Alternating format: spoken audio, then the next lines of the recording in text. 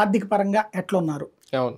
లేకపోతే విద్య పరంగా ఎట్లున్నారు, ఇది సేకరించి డేటా దాని ద్వారా ఏ ఏ వర్గాలకి తక్కువ ఉన్నది, ఒకవేళ మాలలకే తక్కువ ఉన్నది వాళ్ళకి ఇవ్వండి. అవును. మాలలే తక్కువ ఇది చదువుకోవడంలో వెనకబడి ఉన్నారు, లేదా ఉద్యోగాల్లో వెనకబడి ఉన్నారు, వాళ్ళకి ఇవ్వండి.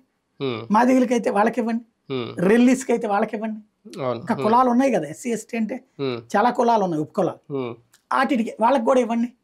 అది ఇప్పుడు అది రాష్ట్ర ప్రభుత్వాలకు ఇవ్వడం వల్ల ఒక మంచి అవకాశం లభించింది. ప్రభుత్వాలు కూడా రాజకీయంగా కూడా ఇమీడియట్ గా దీన్ని చేయడం అనేది కాస్తంత ఇబ్బందేనా? చాలా హాయి. అవునా? అంటే ఇప్పుడు ఒక వర్గం నుంచి వ్యతిరేకత రాదా? వస్తాయి సహజంగా. ఇప్పుడు ఎస్సీ ఎస్టీ ఓట్ల పరంగా చూసుకున్నప్పుడు జగన్ నుంచి ఇప్పటికే గుంజుకోగలిగారు. ఇప్పుడు ఇంకా మరింత బెనిఫిట్ ఫిక్స్ చేసుకుంటారు. ఇవాళ రోజున ఏ సామాజిక వర్గాలకైతే వీళ్ళు ప్రయారిటీ ఇస్తారో, అంటే వీళ్ళకి ఓట్లు ఎవరు వేస్తారు అనుకుంటే వాళ్ళకి ప్రయారిటీ ఇచ్చుకుంటారు అంతేనా? ఆటోమేటిక్ గా. అయితే అంత సులభం కాదు, దాంట్లో ఈ లెక్క తీయాలి.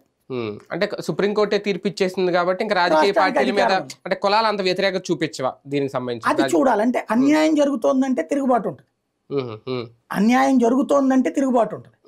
అది కరెక్ట్ ఫిగర్స్ తో చెప్పాలి. ఇదిగో